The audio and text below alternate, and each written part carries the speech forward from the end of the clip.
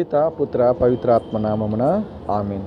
క్రీస్తునాథుని యందు ప్రేమైనటువంటి క్రైస్తవ సహోదరి సహోదరులారా, ఈనాడు మన శ్రీసభ సామాన్య కాలపు 17వ ఆదివారంలో మనము ప్రవేశించాం. దీని గురించి ధ్యానం చేయమని కూడా మనకు తెలుపుతూ ఉంది. కాబట్టి ఈనాడున మనము గమనించినట్లయితే పట్టణాలు, మొదటి పట్టణము అదేవిధంగా సువిశేషము మనకు చెబుతున్నది ఏమిటంటే,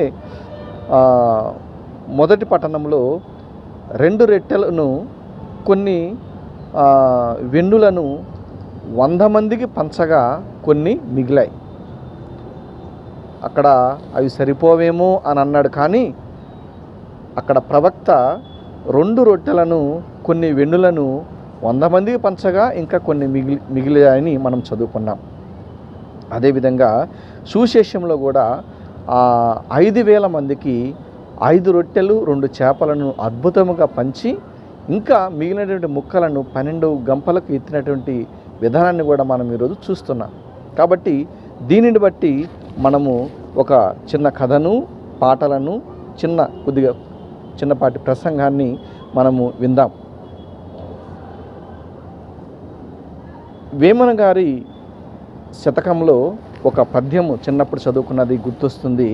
అదేమిటంటే, కోతినొకటి తెచ్చి కొత్త పుట్టము గట్టి కొండ్రముచ్చులెల్లా కొలిచినట్లు నీతిహీనునొద్ద నిర్భాగ్యులుందురు విశ్వదాభిరామ వినరవేమ.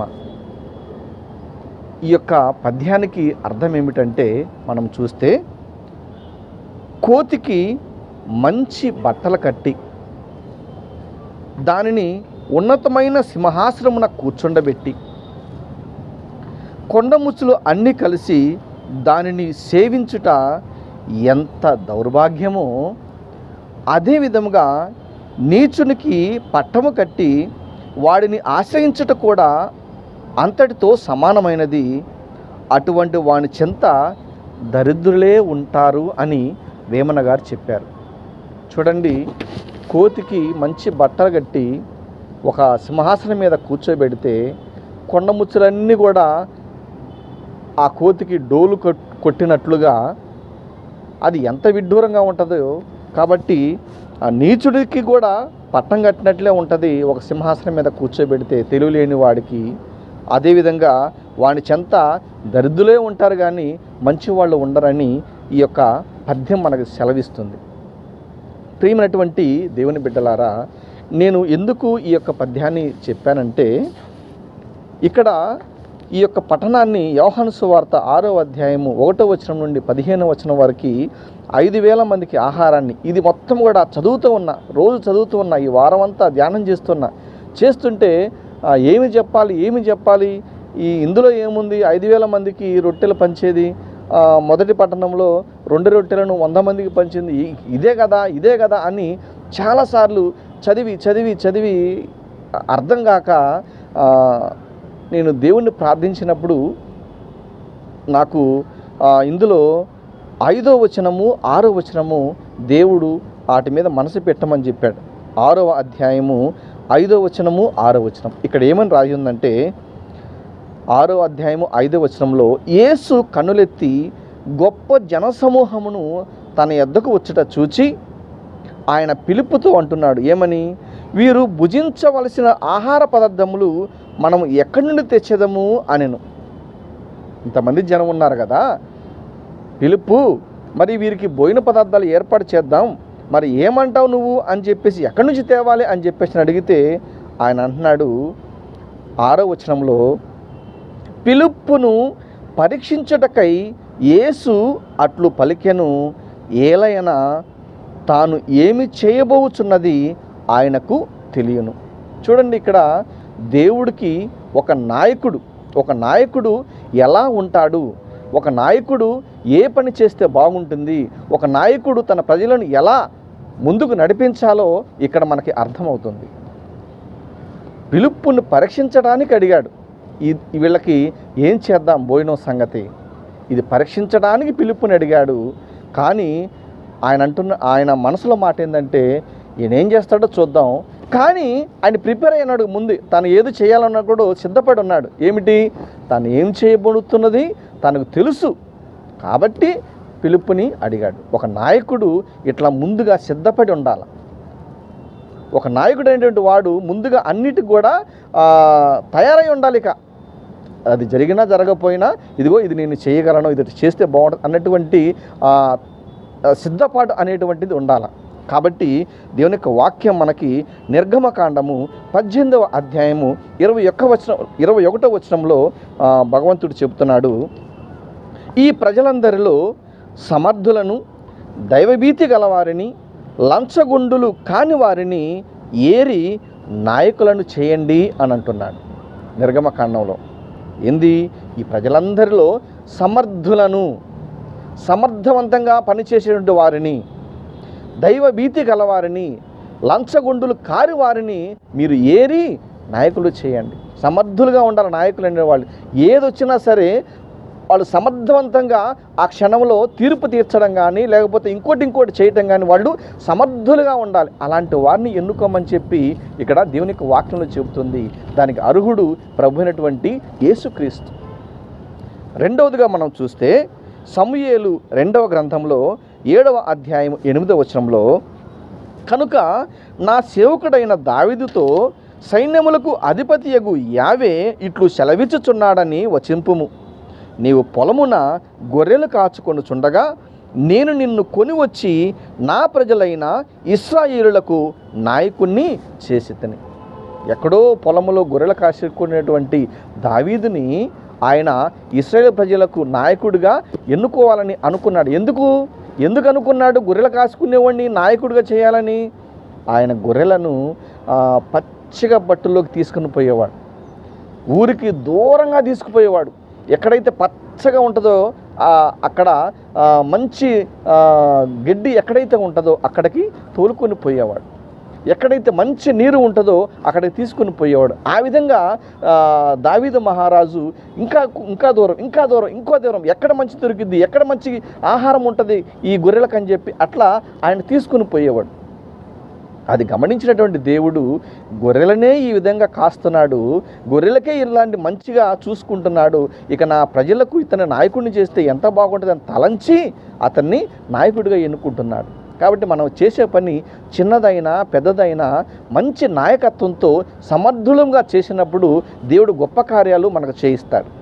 ఇంకా మూడో విషయం చూస్తే 1 సమూయేలు గ్రంథము 18వ అధ్యాయం 5వ వచనంలో సౌలు అంటున్నాడు, సౌలు ఏ పని మీద పంపినను దావీదు విజయము సాధించుచుండెను, కనుక సౌలు అతనిని తన సైన్యమునకు నాయకుని చేశాను. చూడండి, ఈ సౌలు రాజు, మొట్టమొదటి రాజు మనకు సౌలు రాజు. ఈ సౌలు రాజు ఏం చేస్తున్నాడు? ఎక్కడికి పంపించిన దావీదు మహారాజుని అది మంచైనా చెడైనా అక్కడికి వెళ్ళి విజయాన్ని సాధించుకొస్తున్నాడు, సమర్థవంతంగా ఆ పనిని ముగించుకొని వస్తున్నాడు. కాబట్టి ఆయన కనిపించింది, ఆహా ఈ దావీదు ఎక్కడికి పోయినా సరే ఏ పని మీద పంపించినా సరే ఈయన మంచిగా చేసుకుని వస్తున్నాడు, కాబట్టి ఇతన్ని నాయకుడిగా చేస్తే మంచిది అని ఆలోచన చేసి అతని నాయకుడిగా పెట్టాడు. కాబట్టి సైన్యానికి ఆయన ఒక నాయకుడిగా దావీదు మహారాజు ఉన్నాడు. కాబట్టి సమర్థవంతులు కావాలి. ఈ రోజున సమర్థవంతులుగా ఉంటే మనము అన్నిటికీ అర్హులం అవుతాం. కాబట్టి ఈ రోజున ప్రభువునైన యేసుక్రీస్తు సమర్థుడిగా ఉన్నాడు. కాబట్టి యావే దేవుడు యేసుక్రీస్తుని కూడా ఈ రోజున ఒక నాయకుడిగా ఎన్నుకున్నాడు. ఆ నాయకుడిగా ఎన్నుకున్నాడు కాబట్టి ఆయన 5,000 మందికి ఆహారాన్ని సమకూర్చాడు. పిలుపుని ప్రశ్నించాడు, ఇట్లా ఏం చేస్తాడని తలంచాడు. ఇక్కడ బాలుని దగ్గర 5 రొట్టెలు 2 చిన్న చేపలు ఉన్నాయి అన్నాడే కానీ ఆయన ఏం చేయగలడు? కాబట్టి ప్రభువునైన యేసుక్రీస్తు అన్నిటికీ సమర్థుడు. అందుకే మనం చూస్తాం సిరాకు గ్రంథము 9వ అధ్యాయము 17వ వచనంలో, నేర్పరి అయిన పనివాడు తాను చేసిన వస్తువు ద్వారా కీర్తిని పొందును, నాయకుడు తన ఉపన్యాసముల ద్వారా ఘనతకెక్కును అంటాడు ఇక్కడ సిరాపుత్రుని యేసు జ్ఞాన గ్రంథంలో. నేర్పడి అయినటువంటి పనివాడు తాను చేసినటువంటి వస్తువు ద్వారా కీర్తి పొందుతాడు. ఒక బిల్డర్ ఉన్నాడు, మంచిగా ఒక బిల్డింగ్ కట్టినప్పుడు అతని పేరు ఎవరు కట్టారు, ఇది చాలా బాగుంది అని చెప్పేశానని అతన్ని పొగుడుతారు. ఒక వ్యవసాయదారుడు ఉన్నాడు, చక్కగా పంటలు పండించాడు, వేల వేల ఎకరాలు పంటలు పండించాడు. అతను చూసి ఆహా, ఈ యొక్క రైతు చాలా చక్కగా పంటలు పండించాడని.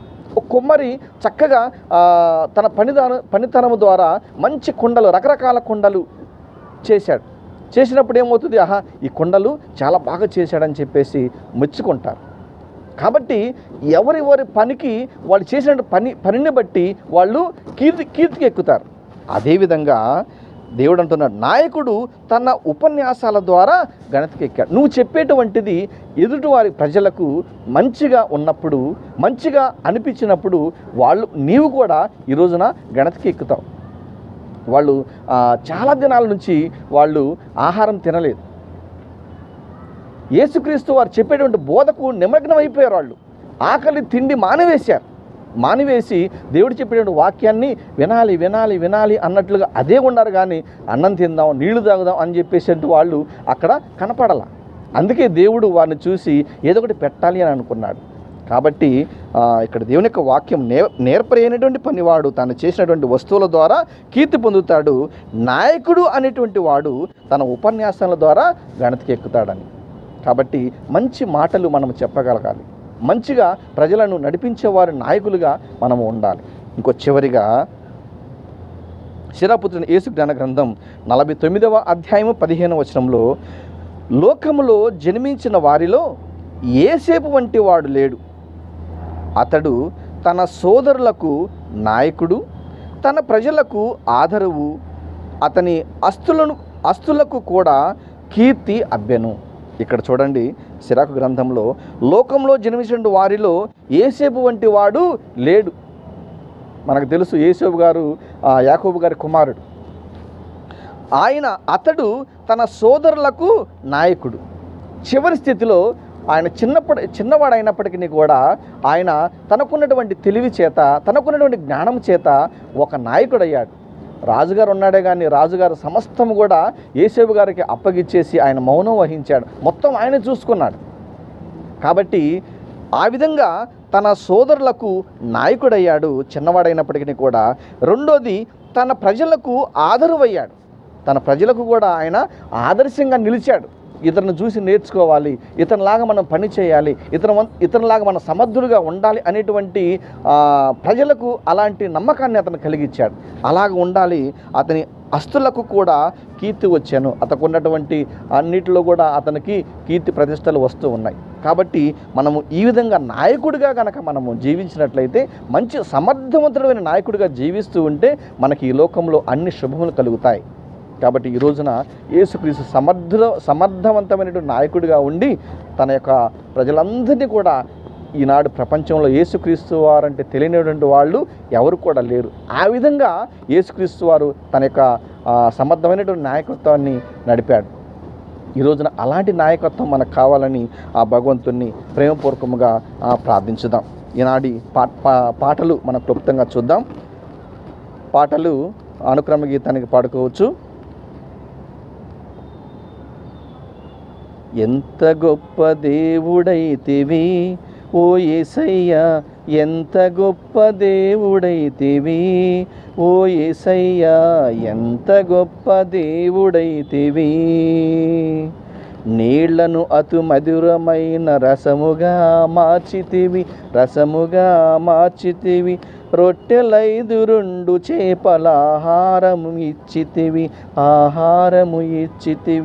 ఎంత గొప్ప దేవుడైతివి ఓ యేసయ్యా, ఎంత గొప్ప దేవుడైతివి.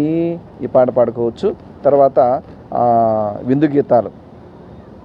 మధురం మన ప్రభుని విందు, మనకై ఏ తెంచిన పరమ విందు. ఆ చరణంలో 5,000 మందికి పంచిన అద్భుత విందు, అప్పద్రాక్షరసముల అర్పణ విందు. ఆ పాట పాడుకోవచ్చు. తర్వాత కమనీయ విందు క్రీస్తు ప్రభుని విందు, కల్వరి కొండలో రుద్రము కార్చిన కరుణామయుని కృప విందు. చరణంలో 5 రొట్టెలను 2 చేపలను అద్భుత రీతిగా 5,000 మందికి తృప్తిగా పంచినట్టి క్రీస్తు ప్రభుని విందు. ఆ పాట ఒకటి పాడుకోవచ్చు. తర్వాత విందు విందు ప్రభు శరీర విందు, విందు విందు క్రీస్తు రక్త విందు.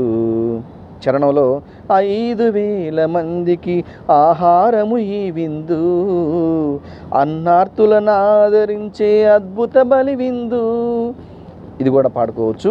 కాబట్టి ఈ యొక్క పాటలు స్వరసంమాంజలి పాటల పుస్తకంలో 609, 1747, 1590 ఈ యొక్క నెంబర్లో ఈ పాటలు చూసుకోవచ్చు.